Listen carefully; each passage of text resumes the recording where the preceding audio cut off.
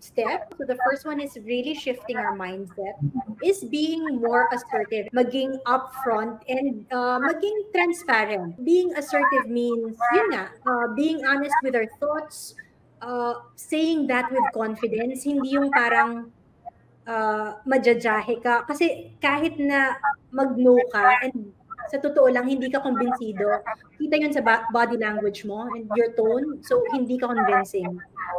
And being respectful and polite at the same time. Pero paano ba natin yan gagawin na assertive ka, but at the same time, you maintain your respect and being polite? And how do we do that exactly? First of all, you want to be able to renegotiate expectations. Remind mo sila, ano ba yung financial goals nyo? Pwede mong sabihin, alam mo, ano yan eh, labas sa budget ko. Pag sinabi mo na, in terms of my financial goal, ito lang muna yung kaya kong budget para sa gifts this year. Yeah. At ang isa din na sinasabi ko dyan, Alex, diba, managing the expectations nga. Kung dati, binibigyan mo sila ng isang regalo, nako, wag na. Yes.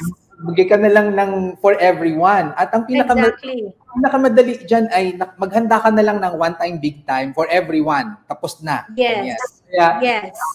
Bumili ka ng isang bag ng tsokolate at yun, yan ha, ito lang yung sa atin ngayon. Ganyan. Exactly. At yun, i-communicate mo na nasa abroad ka pa. Huwag mo silang gugulatin dito. Manage your expectations and let's not give them false hope.